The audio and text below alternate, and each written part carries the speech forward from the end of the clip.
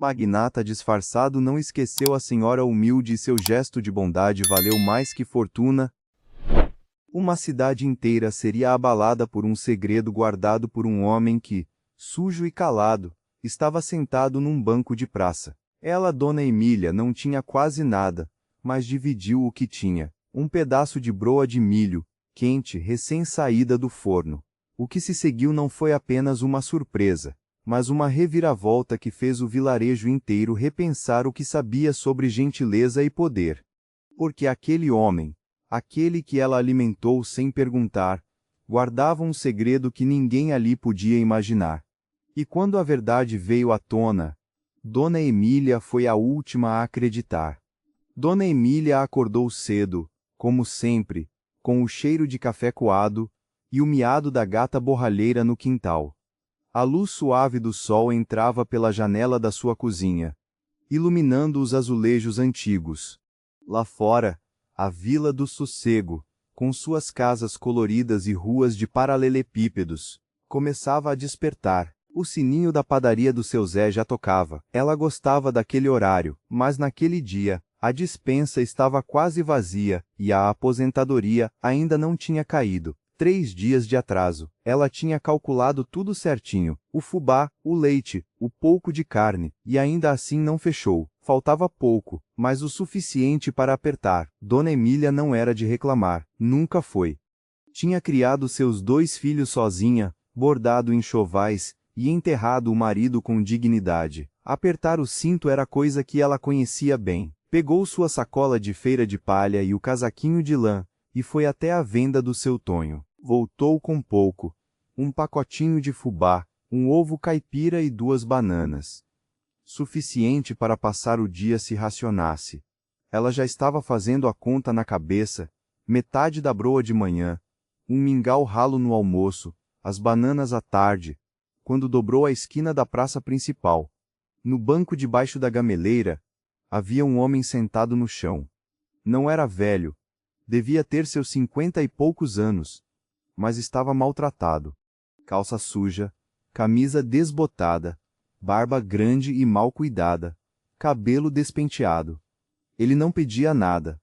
Só estava sentado com os cotovelos apoiados nos joelhos e o olhar fixo no chão, como se carregasse algo pesado. 2 moças passaram sem olhar. Um senhor desviou o caminho. Dona Emília parou. Ela mesma não sabia explicar por quê.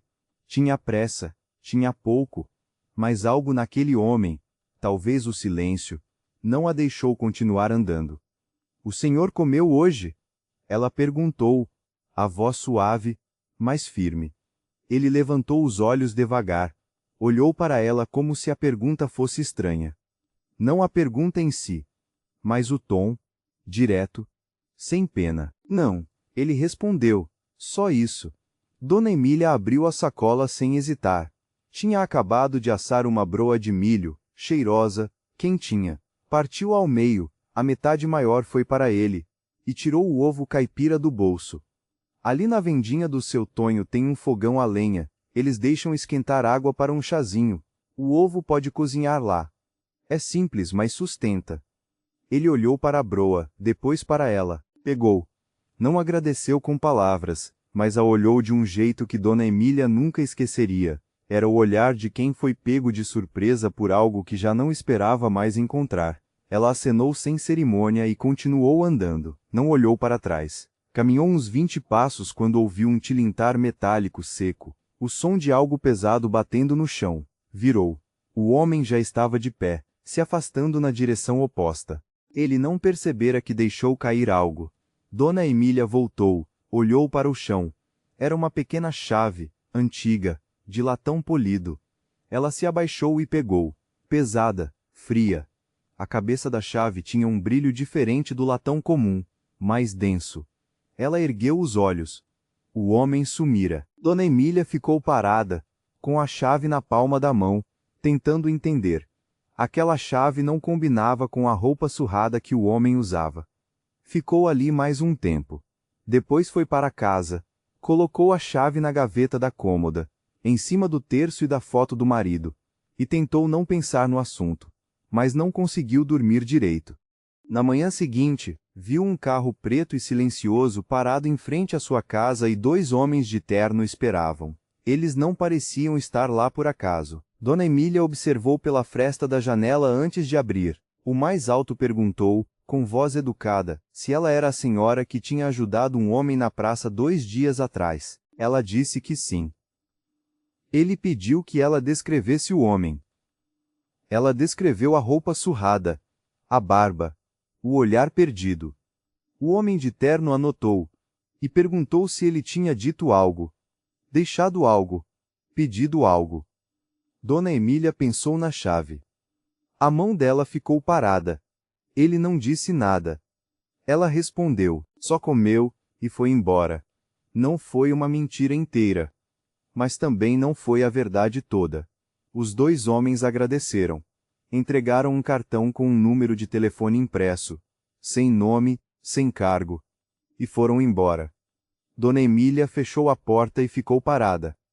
Foi quando Dona Perpétua, a vizinha, bateu na janela. Emília, eu vi tudo, disse com aquele sorriso que não era sorriso. Homem de terno na sua porta. O que foi que você fez? Não fiz nada. Vieram fazer umas perguntas. Perguntas sobre o vagabundo que você ficou dando comida na praça anteontem. Eu vi da janela. Você estava com a cara de quem mal tinha o que comer. E foi dar metade para o primeiro desconhecido. Dona Emília não respondeu. Isso não é bondade, Emília. Isso é falta de juízo, Dona Perpétua disse, olhando para a rua. E agora tem homem de terno investigando você por causa disso. Ótimo. Ninguém está me investigando. Então, o que eram aqueles 2? Não sei. E mesmo que soubesse, não era da sua conta. Dona Perpétua virou, com olhos semicerrados. Tá bom, ela disse, indo para a porta. Parou no batente. Só te digo uma coisa. Quando você se meter em problema por causa de estranho, não vai ser eu que vou te ajudar a sair. Ela saiu. Dona Emília fechou a porta. Não estava com raiva. Estava cansada. Dona Perpétua era daquelas pessoas que sugam a energia. O dia passou sem novidade. Ela fez o almoço, ouviu o rádio, costurou um botão. À tarde foi à farmácia. Na volta, viu o cartão do homem de terno na mesinha. Pegou o cartão, olhou para o número, depois foi até a cômoda, abriu a gaveta e tirou a chave. À luz da tarde, ela parecia ainda mais fora de lugar na mão dela. Virou, examinou. No verso da cabeça da chave havia uma gravação discreta, 2 letras entrelaçadas, R e C, iniciais. Ela não conhecia ninguém com essas iniciais. Colocou a chave de volta, fechou a gaveta e foi preparar o jantar. Naquela noite ficou acordada. Não conseguia parar de pensar naquele olhar, no jeito que o homem pegou a broa. Ela não sabia quem ele era, mas sabia que havia algo muito errado, e que os homens de terno não tinham vindo por acaso. Na manhã seguinte, o envelope deslizou por baixo da porta. Era o mesmo traço firme do cartão, mas dessa vez, um endereço e uma frase curta escrita à mão. A senhora tem algo que pertence a mim? Dona Emília leu 3 vezes. Dobrou o envelope, colocou na mesinha e foi terminar o café. Mas a mão dela estava levemente trêmula. A frase não era uma ameaça, mas havia nela uma certeza que pesava, o tipo de certeza que só quem tem poder usa. Não era um pedido, era uma afirmação. Ela foi até a cômoda, abriu a gaveta e olhou para a chave. Então ele sabia onde ela morava, sabia o nome dela, tudo. Os homens de terno tinham vindo confirmar, e ele, em vez de mandar buscarem a chave na marra, tinha escrito um bilhete à mão, como quem pede um favor. Isso não combinava com o que ela imaginava de um homem poderoso. Dona Emília pensou em não ir, em ligar, em deixar o objeto fora. Mas o olhar dele quando pegou a broa não saía da cabeça. Ela se levantou, tirou a blusa de domingo, a azul marinho, e se arrumou com cuidado. Não ia aparecer despenteada. O endereço ficava na cidade vizinha, no centro. Ela foi de ônibus com a chave dentro de um lenço na bolsa e o bilhete no bolso. Quando desceu, parou. O prédio era enorme. Vidro escuro, aço, sem placa visível, só uma discreta gravação em metal na entrada com as letras R e C, as mesmas da chave. Ela reconheceu.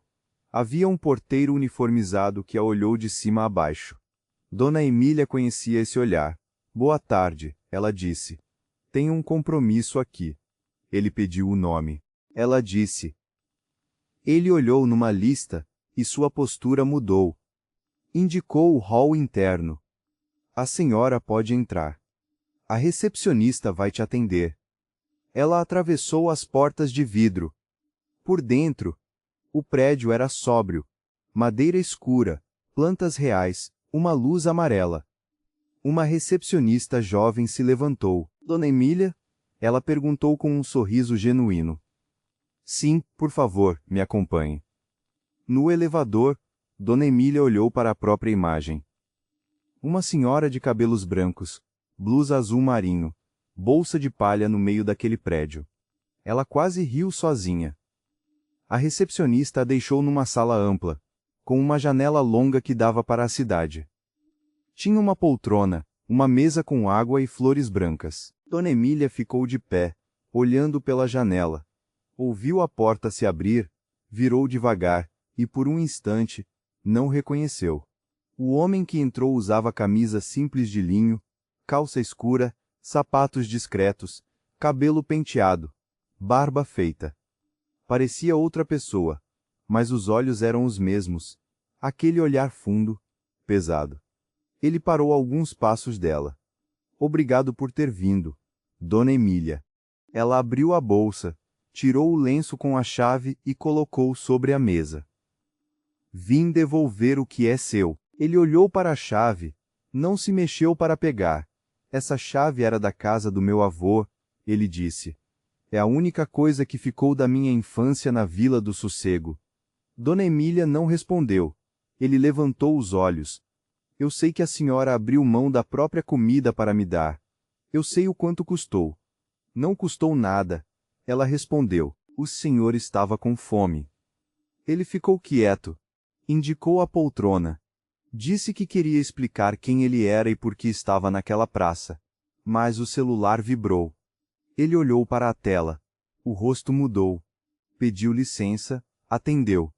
Quando desligou, olhou para ela. Precisamos conversar sobre algo antes. É urgente. Dona Emília esperou. Ela tinha aprendido que pessoas apressadas resolvem pouco. Ficou na poltrona. Ele andou até a janela. Quando virou, disse: Tem alguém tentando me convencer de que a senhora não é quem parece ser. Ela não piscou. E o senhor acredita nisso? Ainda não sei. Ele respondeu com honestidade. Por isso quis conversar antes. Ela poderia ter se defendido, mas só cruzou as mãos com mais firmeza. Então, o senhor fala o que precisa e eu respondo o que for verdade. Ele puxou a cadeira, sentou de frente para ela e começou. O nome dele era Ricardo Carvalho, 52 anos, herdeiro e diretor de uma rede de centros de convivência para idosos, netos de um antigo proprietário de terras na Vila do Sossego. A chave era da casa de seu avô, a única herança que importava. Dona Emília ouviu tudo. Ricardo contou que havia recebido uma proposta alta para vender grande parte da rede para transformar em centros de luxo. Vender significava encerrar o legado do avô, demitir as equipes. Ele estava no limite da decisão. Naquela manhã na praça, ele havia caminhado pela vila, sem segurança, sem telefone, com a roupa mais velha. Era um hábito que o avô tinha, para não perder o contato com o que era real. Mas naquele dia, era desespero. Ele estava pensando em assinar o contrato. Quando Dona Emília perguntou se ele tinha comido, ele quase a mandou embora. Mas havia algo no tom dela, direto, sem pena, que o desarmou. A senhora não me tratou como alguém que precisava de ajuda, ele disse. Me tratou como alguém que estava com fome. Tem diferença. Dona Emília entendeu. Quando a senhora foi embora, ele continuou. Eu fiquei lá mais uns 20 minutos e decidi que não ia assinar. O gesto da senhora me lembrou por que o meu avô construiu tudo isso. Não era para vender. Era para ficar de pé. O silêncio que veio depois era do tipo que não precisa ser preenchido. Dona Emília olhou para a chave. Pensou no avô dele. Pensou no próprio marido. O senhor fez certo. Ela disse simples. Ricardo assentiu. Disse que queria retribuir, não como pagamento. Havia algo que ele descobriu sobre ela. Me disseram que a senhora chegou a juntar dinheiro por anos para abrir um pequeno jardim terapêutico na vila e que não conseguiu. Dona Emília ficou quieta. Foi há muito tempo. Ainda quer? Ela olhou pela janela. Depois olhou para ele. O que o senhor está propondo?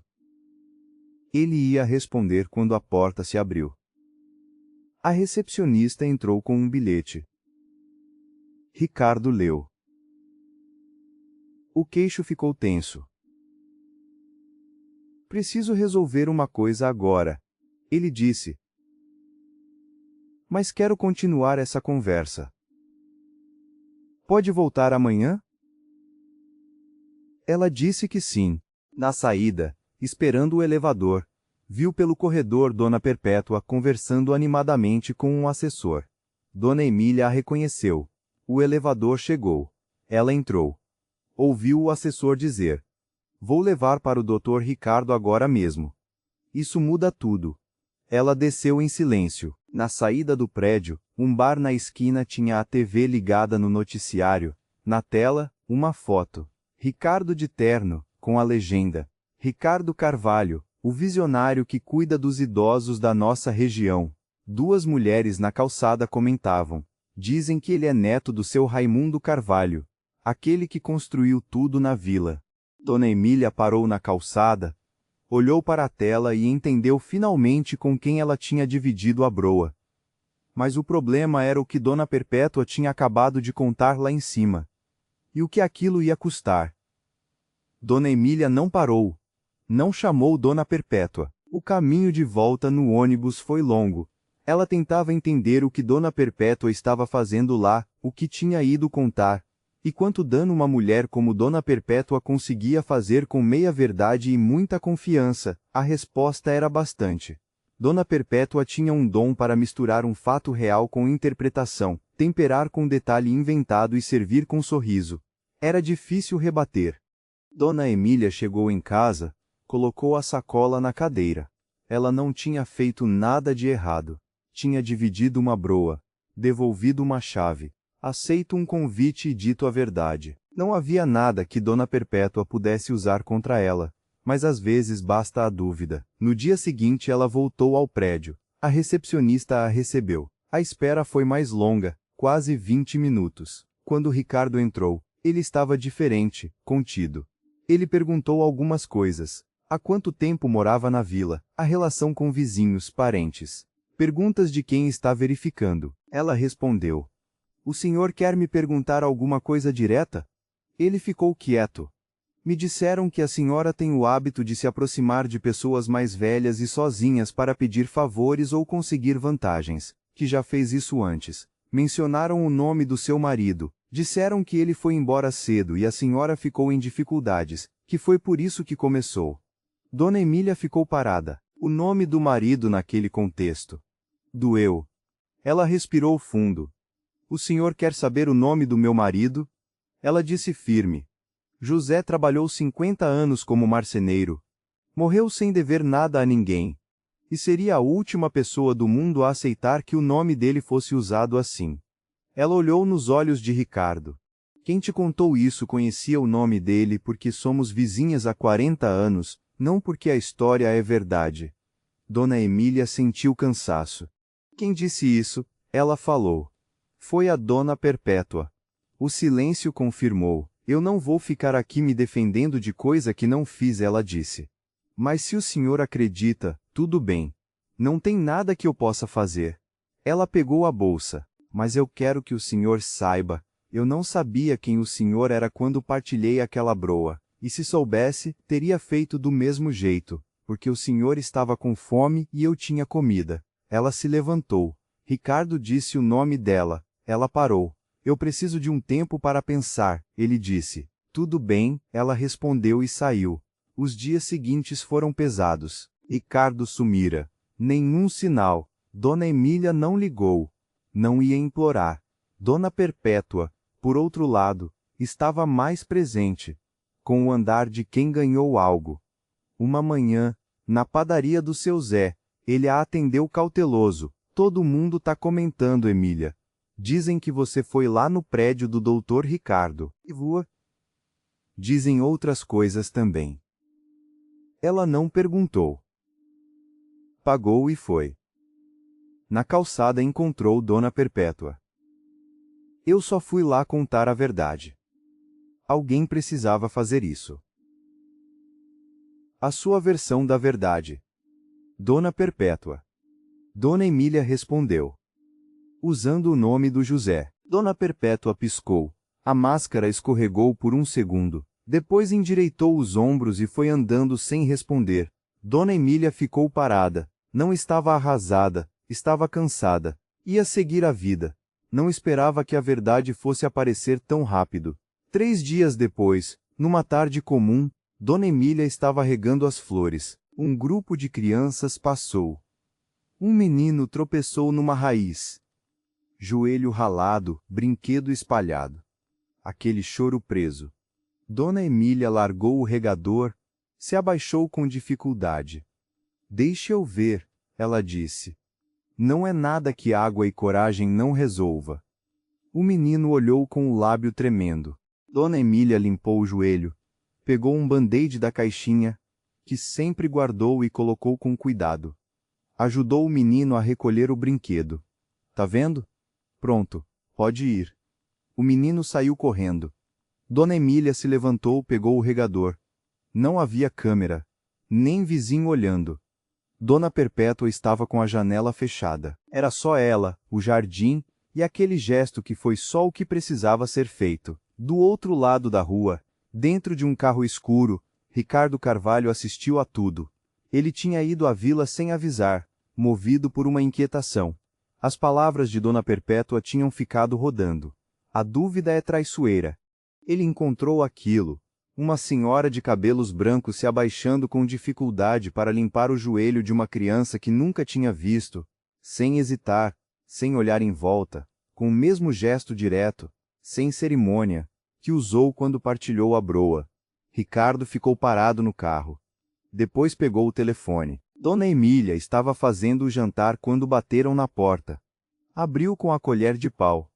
Viu Ricardo no batente, sozinho, sem assessor, sem terno, calça jeans, camisa simples. Posso entrar? Ele perguntou.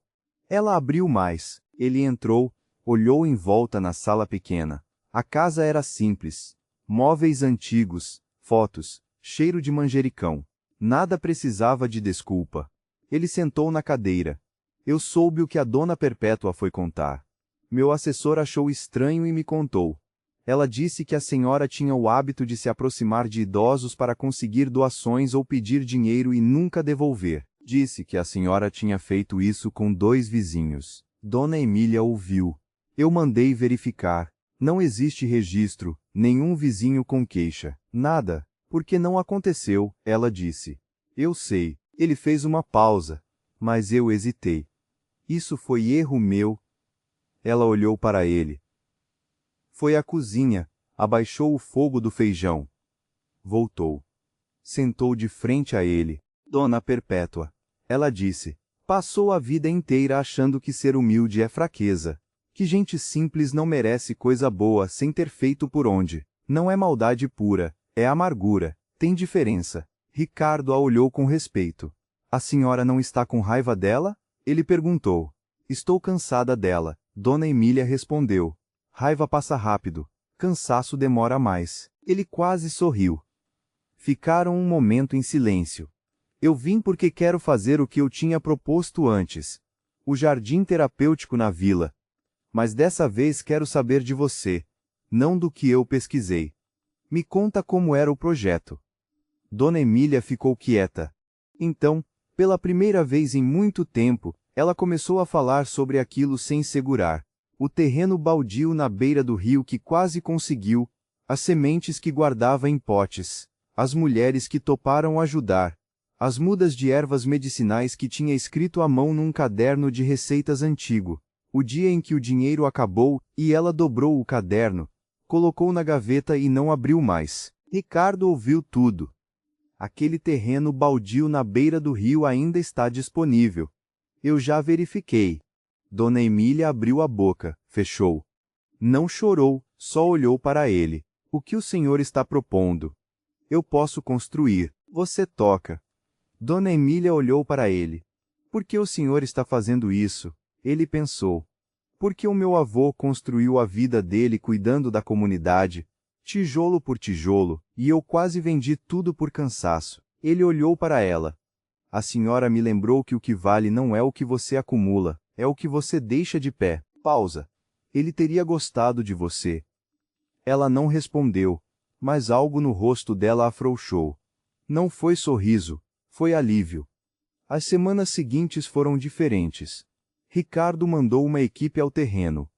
Ela acompanhou cada etapa, caderno na mão. Ele nunca discutiu.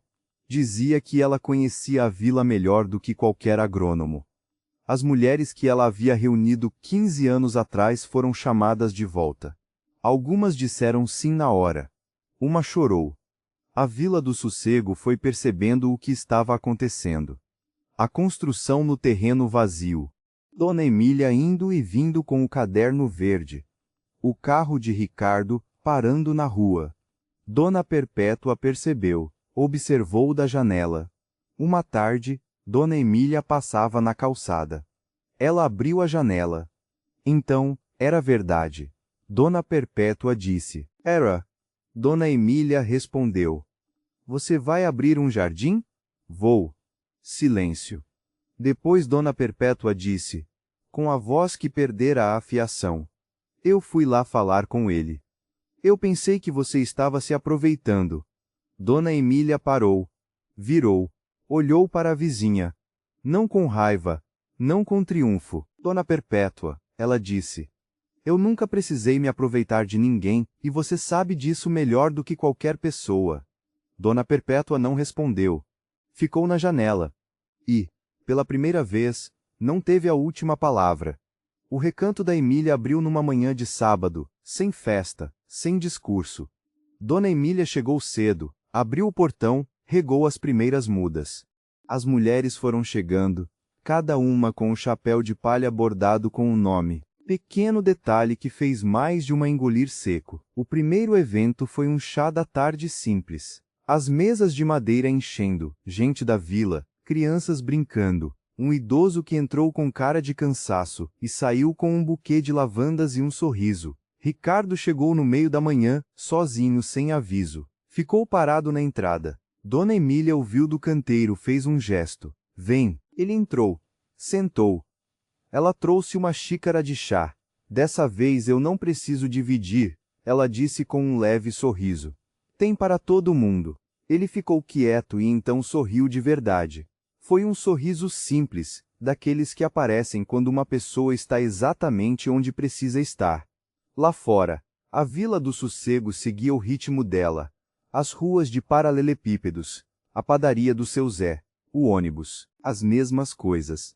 Mas dentro daquelas cercas de bambu, alguma coisa havia mudado, da forma silenciosa e permanente das coisas que são construídas com o que realmente importa. Uma broa dividida na praça e tudo o que veio depois. No fim, não foi a chave, nem o prédio, nem o homem rico. Foi um gesto pequeno feito quando ninguém estava olhando. Porque caráter não aparece quando você tem sobra. Caráter aparece quando você tem pouco e ainda assim divide. Se essa história te lembrou que a bondade ainda existe mesmo no mundo mais frio, deixe seu apoio para eu saber que você quer mais histórias assim e comente aqui embaixo. Você dividiria sua última refeição com um desconhecido?